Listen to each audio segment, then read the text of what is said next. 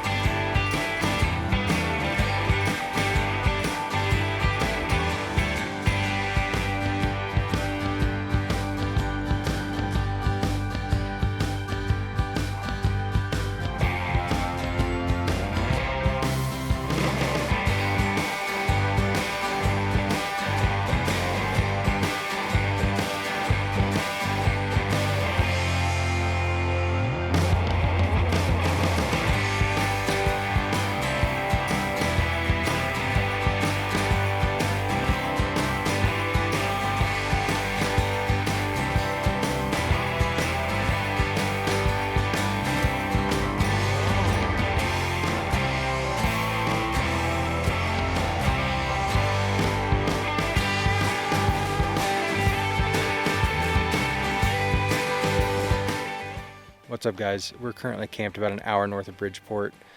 We decided to take the 395 yesterday because we wanted to stop in Mammoth, drop off my bike, because on the way home we're going to stop in Mammoth and ride the bike park for a couple days. But that said, we had to stop at Mahogany Smoked Meats in Bishop to get some road snacks. They have the best beef jerky on the 395, if you ask me. And we just did a ton of pavement pounding yesterday. We probably drove 9 or 10 hours, so I didn't really film much. But we're currently camped off this cool fire road. Lots of cool spots down by the creek, and we're gonna continue on driving. I think we're gonna try to get to Bend, but we'll see how much driving we want to do. But we're gonna kind of explore around here. I'm gonna air down. I think I'm at 55 in the rear, 45 psi in the front, and it was totally fine. You know, on the highway, the Falkens are doing great. They are quiet, they don't vibrate, they've been awesome. So I'm going to air down to probably 20 psi. It's just kind of a washboarded out rocky road, so just to make it a little bit more comfortable while we're exploring some mines and down by the creek and whatnot. So I'll bring you along for that.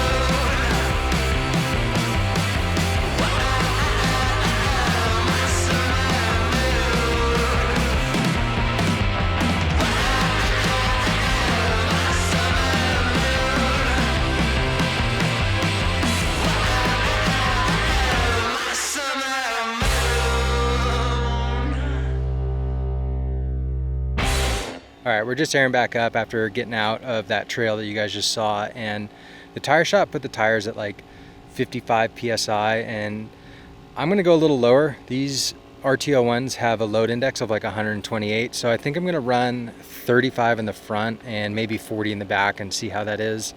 My buddy Justin's got a F450 and he runs them at 35 front and rear, so I think we should be good. And I kind of want to see what the difference is between the higher PSI and the lower PSI on the pavement, because we're about to do 6 to 8 hours of driving, so I'll let you guys know. All right, so after another 8 hours of driving, we are outside of Klamath Falls in Oregon, and we found this awesome spot. It's right off the road. It's not like any crazy super secret spot, but it is right along the Klamath River, so should be pretty nice. Hoping it's not too buggy. The tires did great at that PSI. I think I'm 35 in the front, 40 in the rear. We're exhausted from just pavement pounding, but I'm going to start cooking dinner and we're going to get all set up to go to bed. It's pretty high fire restrictions right now, so I'm not going to be having a campfire tonight, unfortunately, but we'll just hang out inside the van, watch a movie or read, something like that. So yeah, let's go cook some dinner.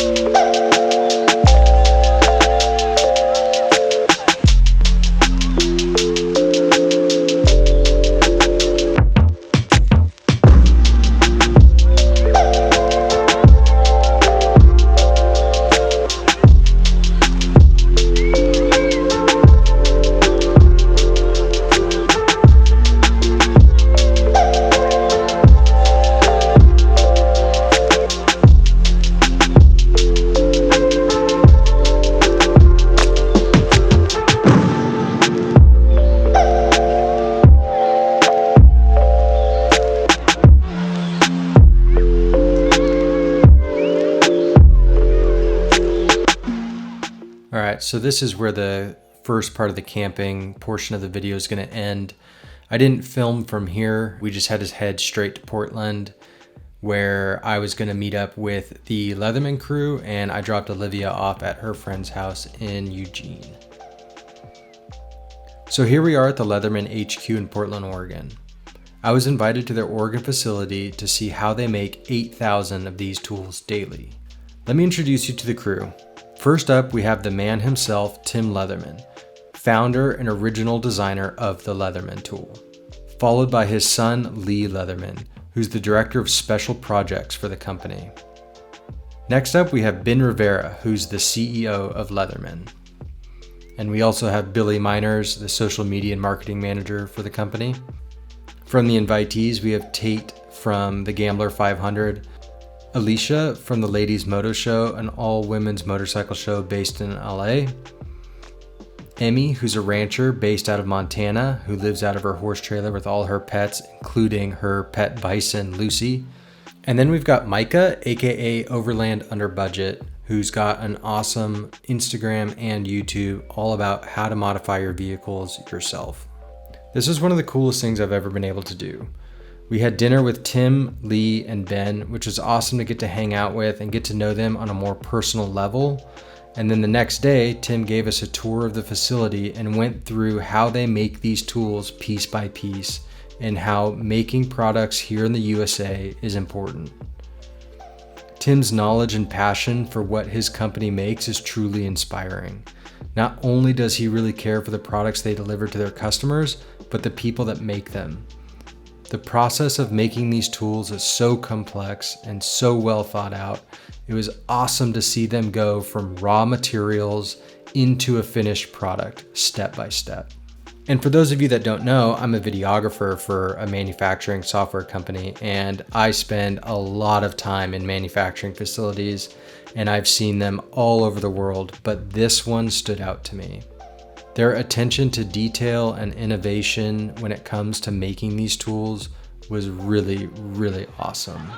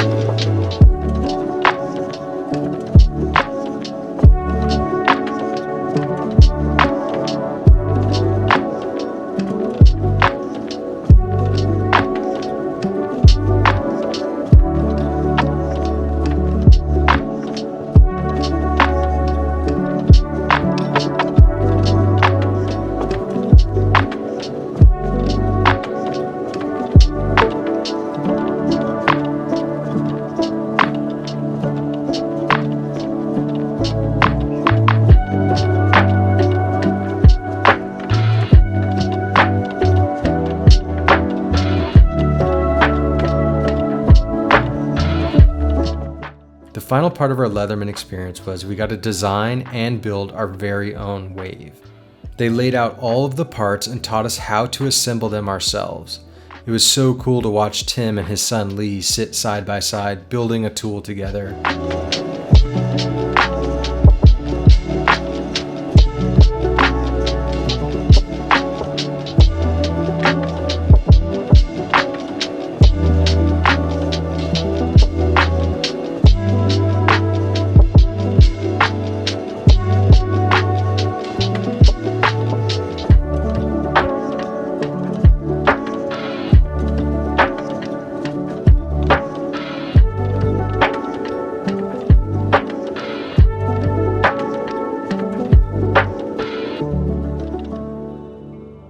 The next process was we got to laser etch our own designs into the tool we just built.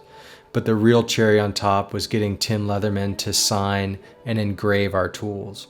This is something I'll cherish forever, and I honestly feel bad using it. I think it'll just be a showpiece in my office that I admire.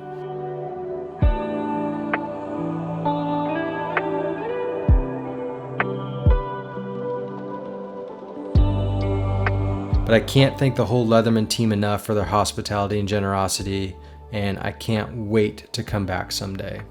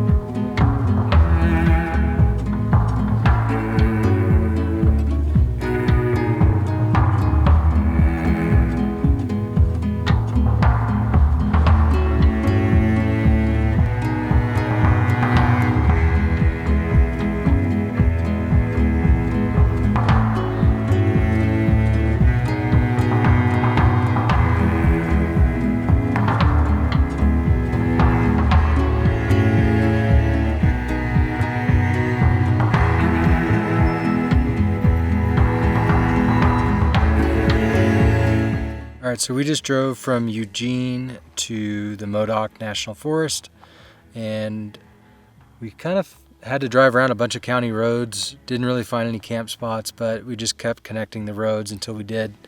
And it's a pretty good spot. It's very remote, quiet, and it seems like it's about to rain, but we also stopped at the Lava Bed National Monument, and that's pretty cool. That was pretty cool. Yeah, glad we did that. What was your favorite part of it?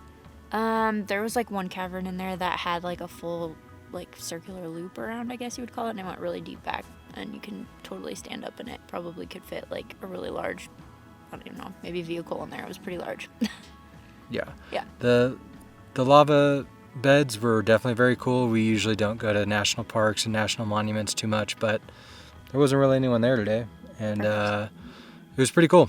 I was actually pleasantly surprised. So if you find yourself driving in Northern California on the way to Oregon, I think it's worth a stop, and there's some cool little off-road trails to get there. We actually just hopped off the highway and just took dirt to the monument, so that was fun. And now I think we got to cook dinner before it starts raining. Clouds are looking a little dark. Yeah, I know we're not going to be having a campfire tonight along with the rain, but there's also just fires going on like crazy right now. It just doesn't seem right. So we're going to get to cooking dinner, and we'll update you soon. All right, we got dinner going, doing tacos. We're going to do chicken tacos, and For any of you that actually know me, know that I don't ever bring raw meat camping. I hate dealing with the mess, hate dealing with the dishes, having raw meat wrappers. So we got some Trader Joe's frozen chicken strips. It's just grilled chicken breast that's sliced up and super easy. Just reheat it. We got tortillas and cheese and salsa and all that stuff. Very, very classic and staple camp dinner for us. We hate doing dishes at camp, so we are definitely not the people that like to bring the cast iron pans and all the braised short rib and all that stuff. That is not for camping in our opinion. So just trying to get some dinner cooked before it really starts to rain, and we'll see if we make it.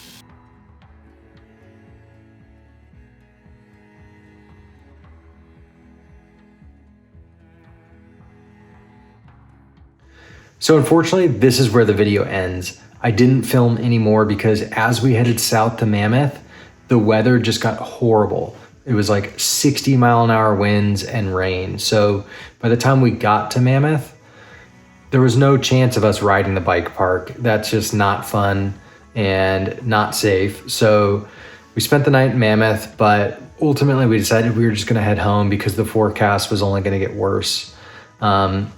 The Falkens did amazing. We did, I don't know, maybe 2,000, 2,500 miles, mixed highway and off-road, different air pressures, and they did awesome. That's just the only thing I can say. They're quiet. They definitely support the weight of the van. And even when airing down, I think I aired down to about 18 PSI in those shots that you guys saw. So yeah, I'm very, very pleased with the Falken RT01, and I just want to say thank you again to Leatherman for helping make this happen. It was a super fun trip, and I can't wait to get back out there. See ya.